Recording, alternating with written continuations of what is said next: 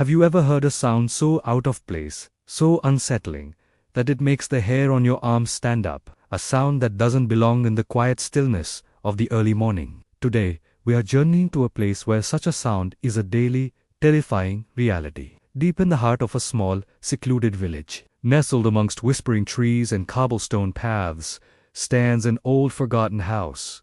Time has not been kind to it. The paint is peeling, the windows are dark and empty like vacant eyes, and the silence as heavy as a shroud hangs over it. But it's not the house itself that chills the locals to the bone. It's what's inside. Left behind in the decaying parlor, sitting on a dusty, velvet chair, is a single porcelain doll. Her face is a mask of delicate, cracked china, her dress a faded relic of a bygone era. Her glass eyes, once bright and full of life, now hold a profound, unnerving emptiness. The villagers have a name for her. They call her the doll that cries at dawn. And for a very good reason. Every morning, without fail, just as the first sliver of grey light begins to break the darkness, a sound drifts from the sealed-up house. It starts as a soft, almost imperceptible whimper, then swells into a heartbreaking sob. A child's cry, filled with a sorrow so deep it seems to seep into the very foundations of the village. The sound is always the same, a ghostly lament that echoes through the empty streets before the world awakens. It's a sound that everyone has learned to fear, a sound they try to ignore as they pull their blankets tighter and wait for the sun to rise. Over the years, a few brave, or perhaps foolish, souls have dared to investigate. Peeking through the grimy, boarded-up windows, they've all reported the same chilling sight. The porcelain doll, sitting perfectly still in her chair, but with glistening trails running down her pale, cracked cheeks. Tears. Real tears, flowing from her lifeless glass eyes. It's a sight that defies all logic. A spectacle of quiet horror that has sent even the most skeptical villagers running in terror. How could a doll cry? What unspeakable grief could be trapped within its porcelain shell? The mystery only deepens. Several attempts have been made to remove the doll from the house. Some villagers, driven by fear, tried to take it far away. Others, driven by a desperate need for peace, simply tried moving it to another room, hoping to break whatever curse held it.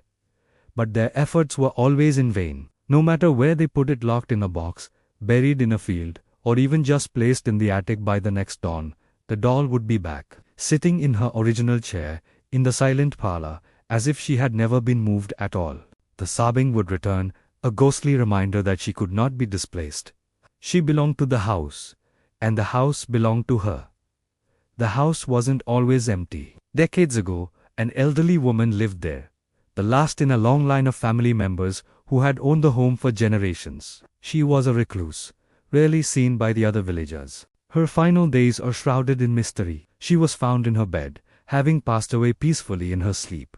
Or so the official report said. But it was what they found in the parlor that truly unsettled the village. Scrawled across the wallpaper, right above the doll's chair, were her last, desperate words. The handwriting was frantic, shaky, as if written in a state of pure terror. The message was simple, yet utterly terrifying. Don't listen when she cries. She wants you to answer.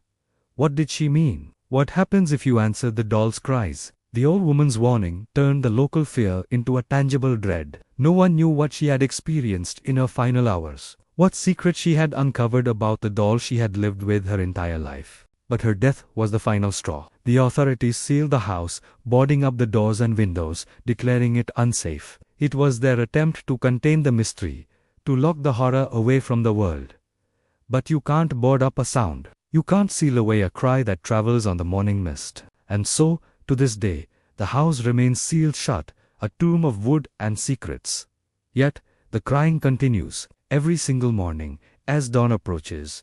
The faint but unmistakable sobs of a child echo from within its walls. A mournful, lonely sound that serves as a constant, chilling reminder of the presence inside. The villagers don't talk about it much anymore. It's become a dark part of their local folklore, a ghost story whispered to children to keep them indoors after dark, a warning passed down through generations. The theories are endless. Some say the doll is possessed by the spirit of a lost child who once lived in the house, a child who died of a broken heart and now weeps for all eternity. Others believe that doll itself is a vessel for some ancient, sorrowful entity trapped between worlds. But the most popular, and perhaps most terrifying, theory is that the doll isn't weeping for a lost companion.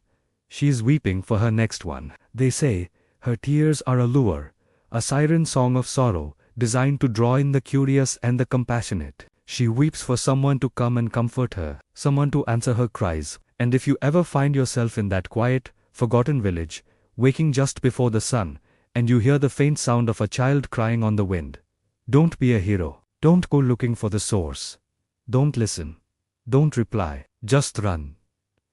Because she might just be crying for you. Thanks for watching. If you enjoyed this story, make sure to hit that like button and subscribe for more tales from the shadows. Let me know in the comments what you think the doll truly wants. Until next time, stay safe and be careful what you listen to in the dark.